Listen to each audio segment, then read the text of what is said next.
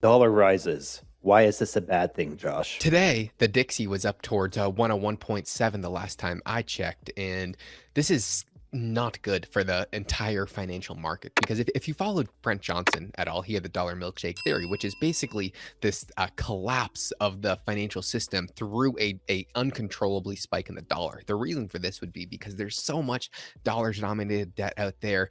People will have inelastic demand for dollars no matter what. So if the price is rising, they're gonna, no matter what, have to exchange their currency for dollars, and having deflationary effects across the globe if this continues to happen. We'll go over in detail a little bit more in a second, but just from a 30,000 foot level, that's what's happening. Now, why is it happening? Because the dollar's the cleanest dirty shirt. The dollar's not perfect. It's far from it. If you don't want to hold dollars because it's going to depreciate against goods and services, but against other currencies, it's actually your best bet right now. If we look at Japan, we just came out the Fed and they said, you know what, we're going to next month, we're thinking of raising rates by another 25 basis, another 50 basis points, maybe even 75. Some estimates they want to get to up to 3% on Fed funds towards the end of the year. They want to sell all their bonds and actually start doing QT. Very, very hawkish. If we go over to Japan, they just came out and they're actually cutting rates in this inflationary cycle. So that is they're extremely dovish. So if you look at the chart of the USD versus the Japanese yen, it's just tanking for the yen. Same thing with Europe. Europe still has rates at zero, and the market's just now starting to bet that they might even take rates above zero. So they're still extremely dovish. Same thing with Canada. So if you're looking at all these other currencies, what would you rather hold? The central bank, who is actively trying to quote unquote tame inflation through a variety of hiking and hawkish views, or the countries who aren't doing this at all? Of course, there's going to be more and more dollar inflows because of this. What I hear you saying is that you have people who might be abroad who say, listen, I don't know what the future holds, but here's the thing. I feel like there's less risk, or back up. I don't have any good choices, but of all like the bad choices I've got, the dollar for all intents and purposes is probably the best one. And the visualization I have is the phrase out of the frying pan and into the fire.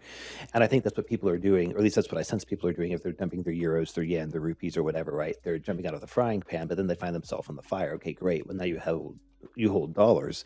There might be more stuff you can buy with dollars. There might be access to larger markets, whatever. Okay, good. It's a good first step. But now you're still in the fire, and the fire you've got to deal with is the fire of inflation. And true, you might be in a better position now to, let's say, assess your risk, but you are by no means out of danger.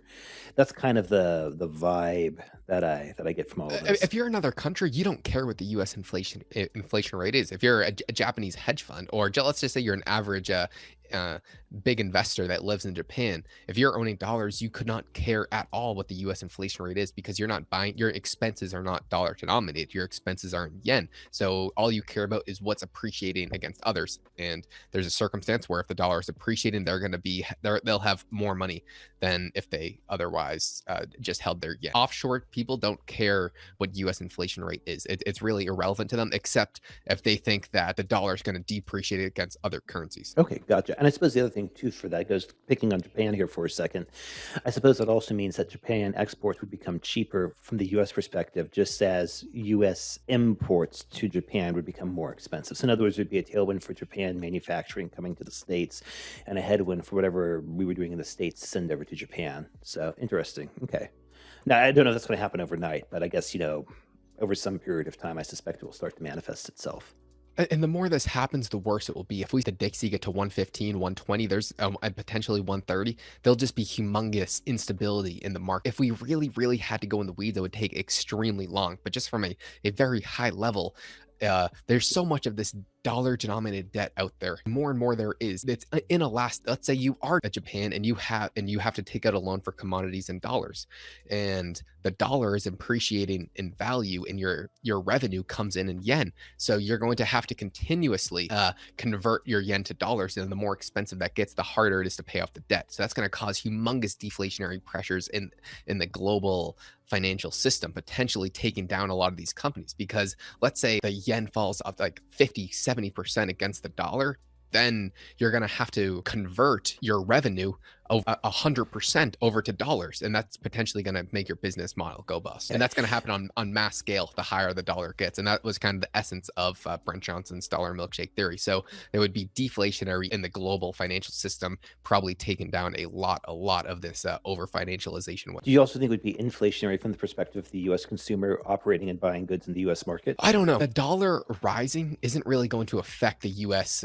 Consumer too much, and because I think this will be a pretty quick. If the dollar starts to spike uncontrollably, I think it's going to get out of hand very quickly. At least that would be my base case, just because it would be kind of like a self-fulfilling feedback loop. Just because the dollar's going up against other currencies does not mean you're paying less for goods and services. Okay, gotcha. Or if you are, even if those goods and services are imported, you're still going to need at least a month, a quarter, or some set period of time versus just an overnight in order to see the prices come down, right? Josh, what's your take on this impacting the markets today? So this is Monday or whatever, right? Strange day in the markets. Today, in my very humble opinion, I think that this is kind of proving and giving some confirmation bias that we're in the midst of a bear market, because what these type of movements where you're down 1.5% to up 1.5% to down 1.5% to up 1.5%, and intraday on multiple days, it is not, that doesn't happen in bull markets. There's not this increasing volatility to the upside, and unless you're at the very tail end of a rally, or you're in the middle of a bear market. We're already in bear market territory for the Nasdaq, Dow, or just for the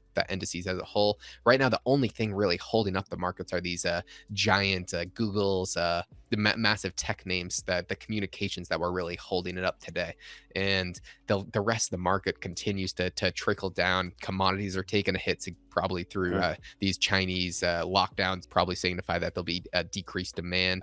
Overall, I think that's a good thing, as I want to buy a lot more. Especially shipping was cratering today. That is something that I'm very interested in. If it continues to drop, fair value on most of these companies are just out of this world. They were already very cheap, and we've seen like a 20-30% drop in just a few days. So I'm very much looking to buy some more of those. Well, I mean, just GME and BBBY, so just trading it around that. But I do find it very interesting that, so you mentioned the FANGs or whatever, right? And I guess, we'll have to drop the N from FANGs, and then we'll have to think of a new acronym, because that's not going to sound very politically correct. But then again, with Elon buying Twitter, perhaps maybe political correctness, the tyranny of political correctness is off the table, but that's for a separate video. My point, though, is that Twitter is not part of the FANGs, but Twitter's probably the most, it probably has the largest brand name recognition amongst the general public. And of course, if Elon's bid goes through, and it looks like it is confirmed that it is going through, of course, it's not done until it's done. I find that to be particularly interesting, what's going to happen on that front. But Josh, to your earlier point about the FANGs, with Netflix, it closed at 209, 210-ish, or just a little underneath 210 today. And then, of course, last week, it took a really big dive. And then, 2 weeks, 3 weeks before that, it had another big leg down. So really curious to see what happens there. I mean, obviously, that's just one of the FANGs. But, if Google, if Alphabet, Amazon, Apple, or Facebook/Meta, if one of those guys takes another hit, really curious to see what that does to the market. Because as you say, these are the things that are kind of underpinning and keeping the market buoyant. You might be able to lose 1 out of the 5, but losing 2 out of the 5, 3 out of the 5, 4 out of the 5. Yeah, if we start to see like Microsoft, Amazon, the Apple, Tesla start to roll over, then the market's just going to absolutely tank, because the rest of the breadth of the market's very weak right now. So Yeah. like all it will take is these high flying tech names to just to trickle down, and they've been holding up like very strong. Let's say the majority of these unprofitable tech names going back that were astronomically overvalued, most of those are already down 50, 60, 70%.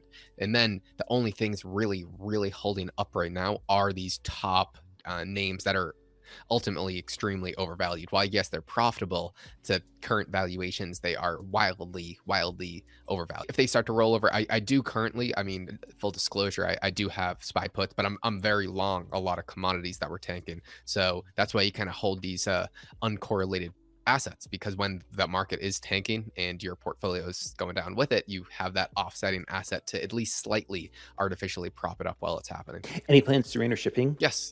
I wish I pulled the trigger today. I don't know what will happen. Yes, I absolutely have plans. When I do it, I'll let you know. I did nothing today, which was very difficult to do. I did nothing today too, but I think that's par for the course. So, rim shot. Easy one. That's pretty much what's going on. I would be very weary of what happens with the Dixie over the next few weeks, and if it does start to spike, that could cause some some financial instability, which would be very good for GME, even if it goes down in the short term, because as we know, the more instability there is, the harder Yeah. it's going to be to manage a complex system that is needed to ever expanding leverage. Yeah. No, I would completely concur with that. So Justin, we'll see you in the next one. Take care.